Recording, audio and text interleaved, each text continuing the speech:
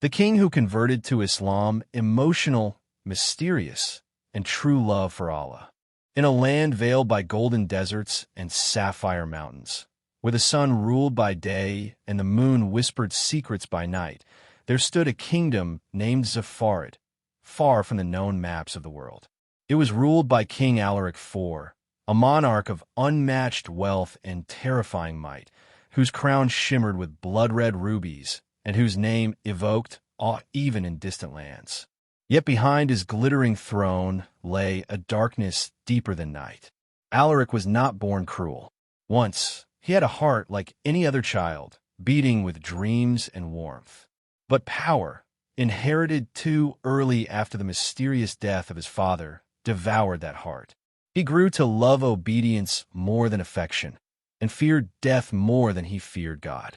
He worshipped his ancestors, stars, spirits of fire, anything that promised him permanence.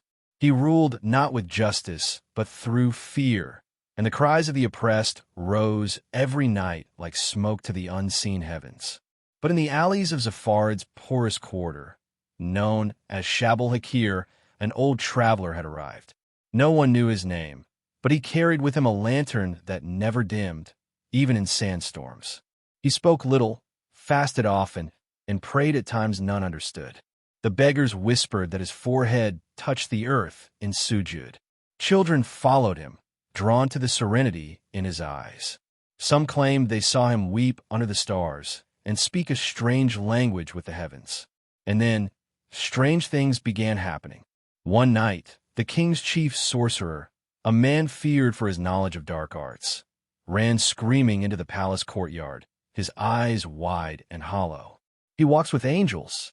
I saw them descend beside him. Light burned through my spells," he shouted before collapsing, his heart stopped cold. King Alaric, furious, ordered a secret investigation into the old man. "He calls to something called Allah," reported a spy.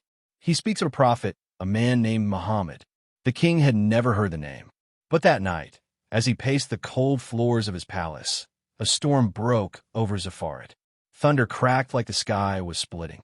In his mirror, the king saw a shadow move, but when he turned, there was none. From the walls came a whisper, carried in wind. "Indeed, you are but a shadow chasing a throne of sand." He ordered guards to search every room. Nothing. Yet the whisper would not leave. For the next 7 nights, every mirror in the palace cracked. Fires erupted from the sacred altars of his temples. Horses refused to be ridden. Birds circled the minarets, screeching toward the palace as if warning the king. Haunted and enraged, Alaric disguised himself and rode into Shab-al-Hakir one dawn. There, under a crumbling archway, he found the old man washing his limbs beside a small well. "What do you worship, old fool?" the king hissed. The man looked up and said nothing, only smiled. Then he replied, "Not what, but who. He is the creator of heavens and earth, the one who sees the oppressed and humbles tyrants." Alaric's hand flew to his sword. "You speak treason." "I speak truth," the man said softly and pointed to the sky. "One day, you too will bow, O king." Something in those words lodged itself into Alaric's chest. That night, he dreamed of fire. Not earthly fire, but something beyond, deeper, eternal. In the dream, he stood surrounded by weeping people, men, women, children, his own subjects, burned and chained. They looked at him with eyes of sorrow, and behind them stood the old man, his face glowing. A voice thundered, "Did you think we would not question the blood spilled by your hand?" He woke trembling, drenched in sweat. For the first time, he felt fear, not of men, but of something far above him. Days passed. The mysterious man was captured on royal orders and brought before the court. "What is your name?" the king demanded. "My name does not matter. What matters is the message I bring." "Then speak before I silence you." The old man smiled. "Ashhadu an la ilaha illa Allah, wa ashhadu anna Muhammadar Rasulullah." The court laughed, but the torches around them suddenly extinguished. A gust of wind tore through the hall. The marble floor cracked beneath the throne, and the king froze. From behind the old man's head, Alaric saw a faint glow, like the flicker of a distant star, but soft, unwavering. He rubbed his eyes. Still there. He whispered, "What magic is this?" "No magic. This is Nur light. You see only what your heart is now ready for." The old man was taken to the dungeons. But Alaric couldn't rest. The dreams worsened. He saw himself standing before a colossal flame, his crown melting, his hands stretched out in regret. He awoke crying, something he had not done since childhood. For days, he fasted in secret. Something was cracking within. He visited the old man again. "Tell me, what does your religion say about a man like me?" The old man looked deep into his eyes and said, "Say, O my servants who have transgressed against themselves, do not despair of the mercy of Allah. Indeed, Allah forgives all sins." Quran 39:53. Alaric felt his heart crumble. The verse echoed through his very bones. Mercy? For him? Even a tyrant? He whispered. Especially a tyrant, if he repents. That night, a storm unlike any before descended. Lightning struck the palace. The idols in Alaric's shrine shattered. And the next morning, the king walked barefoot into the marketplace, head bowed, trembling. "I was wrong," he cried. "I worshipped myself. I oppressed you. I sought eternity in gold.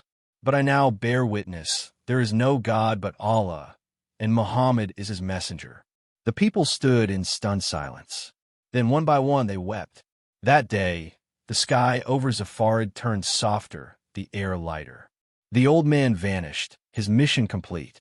Alaric, now Abdullah Alaric, spent the rest of his days in service. He built mosques where once there were idols, freed all slaves, and turned his palace into a house of knowledge. His days ended in sujud, and when he died, a fragrance filled the kingdom for 40 days. Some say angels carried him. Others say the old man came back to prepare his grave. But all agreed. The king who ruled with terror died as a servant of the most merciful. And the lantern still burns in Shabal Hakir, untouched by wind. Those Zafarid rejoiced in its king's transformation.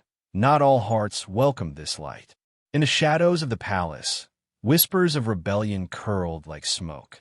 The royal ministers, those who once bowed before Alaric's cruelty, were now uneasy.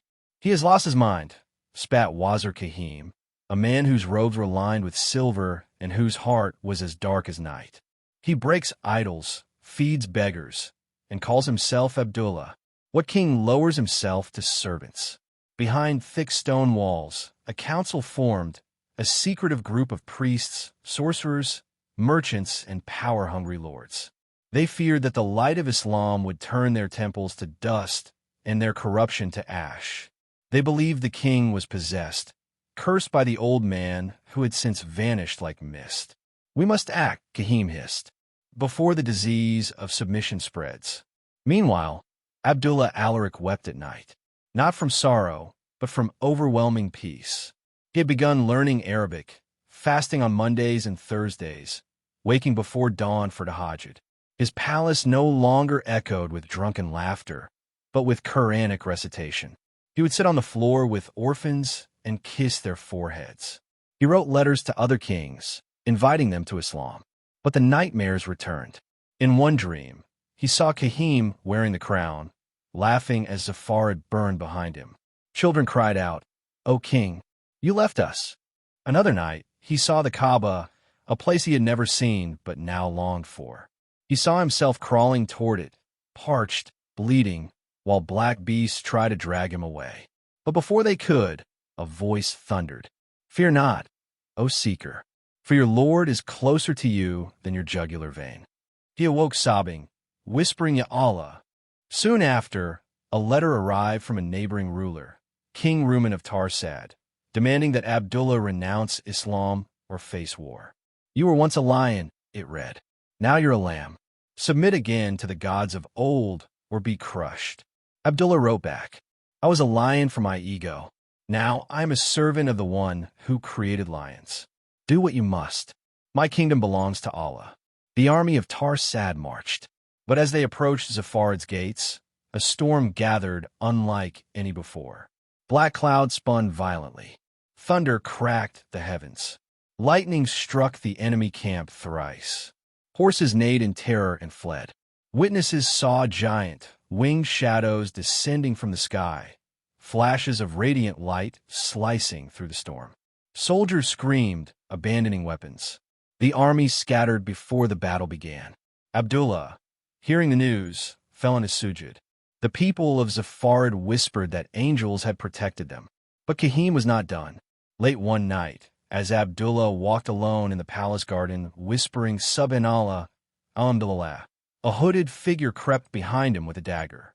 But as the blade touched his back, the sky thundered and Kahim's hand froze. He dropped the dagger, screaming. His eyes rolled back, his body shaking violently as though electrocuted by unseen force. Abdullah turned and said calmly, "You tried to kill a man in Dikr of Allah. Yet Allah is Al-Hafiz, the protector." Kahim was imprisoned. The council was exposed. Many repented. Some fled, and Zafarid began to breathe freely. But Abdullah's tests were not over. One night, a child came to the palace gates, clutching a scroll. His eyes were wide, hollow, frightened. "They sent me," he whispered. "They said if I don't deliver this, they'll bury my mother alive." The letter bore no seal. Only one line. "If you continue preaching Islam, your people will vanish. The blood will be on your hands." Abdullah called his people to the grand masjid he had built over the palace's central temple. His voice echoed, "O people of Zafarid, I was once the cause of your fear. Now I fear only Allah. If you follow me, know that trials will come. But Jannah is not for the cowardly. If you abandon me, I will walk alone, but I will never return to darkness." A sea of voices responded, "We are with you, Amir Abdullah." And yet, a horror loomed. That night, an unnatural fog blanketed Zafarid. No moon, no stars, only thick black mist. Screams echoed through the night. Children saw shadows on walls that moved without light. A widow reported her husband's corpse speaking from the grave. Rivers turned bitter for 3 days. The old priests, now in hiding, claimed a curse had been unleashed. Abdullah stood in prayer all night, reciting Surah al-Falaq and An-Nas repeatedly. He gathered the town for collective dhikr. He ordered Quran recitations at every hour. Slowly, over 7 nights, the horror lifted. The land cleared. The fog lifted. A sweet fragrance swept the valleys. The people said the king's love for Allah had driven out the demons. Years passed. Abdullah aged, his beard now white as snow, his eyes ever soft. He memorized half of the Quran and made pilgrimage to Mecca, walking barefoot part of the journey. There, as he stood before the Kaaba, he wept like a child. "O Allah, I came to you as a tyrant. You returned me as a slave. Forgive me. Let me die with La ilaha illa Allah on my tongue." The next morning, he fell ill. He returned to Zafarid and gathered his people one last time. "I was once your king," he said from his bed, "but Allah was always the King of Kings. I'll leave you with this. Guard your prayers. Trust in Allah. Never oppress, never despair. And love the Prophet more than your own soul." His final words were, "Ya Allah, I long for you." He passed away in sujud. The sun dimmed for 3 days. The sky rained lightly, though no clouds were seen. His grave became a place of prayer. Even now, travelers visit Zafarid to recite Fatiha at the resting place of the king, who gave up a throne for a sajda. And some say, on cold desert nights, a lantern still glows near the well in Shabal Akir, and the voice of a humble king whispers, Subhanallah, Alhamdulillah, La ilaha illa Allah,